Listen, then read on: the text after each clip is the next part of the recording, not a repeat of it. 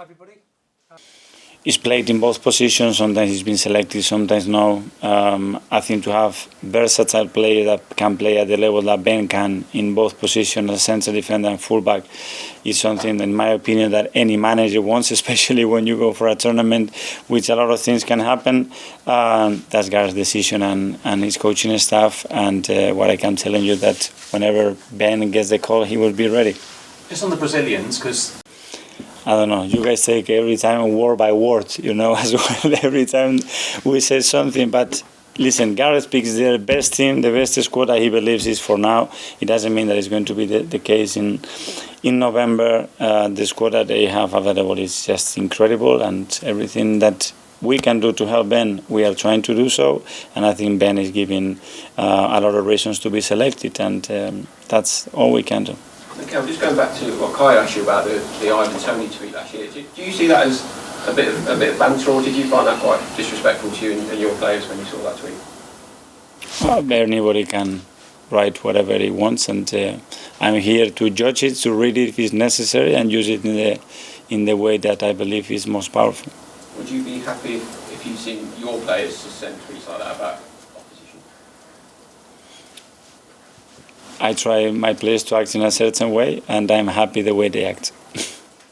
I think it's a great story. I think this country has had stories like this in the last few seasons, the same with Jamie Vardy and how that happened. I think it's extraordinary. That means that, again, the opportunities are open for everybody. That is just about showing consistency, showing quality and belief. It can happen at any age. It's not something that is determined already, that if you don't go through that phase in that period of your life, you cannot become a professional player, a top player, an international player. So I think it's a great thing again. Is it a typical English story? Would it happen in Spain?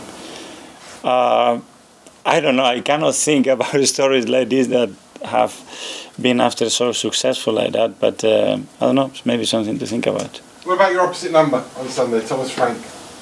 I think he's done an incredible job.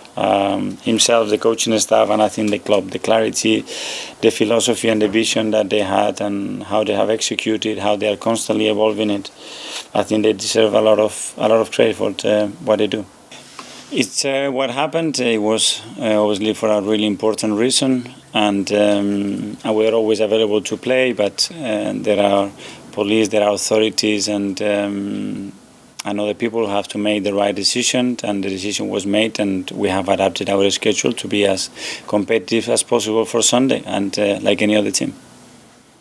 Well, I think they are a really good side. I think what Thomas and the staff they've done there, not only this year, over the years, I think is remarkable. The way they have performed and the results they got against the top clubs as well, especially at home, just sets the tone and what is going to happen on Sunday, and we are very aware of how difficult it's going to be to beat them.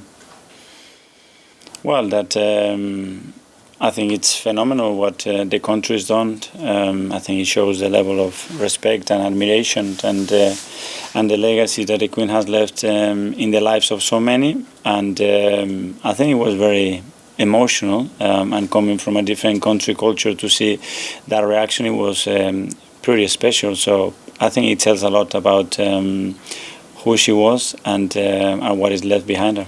Absolutely. I haven't.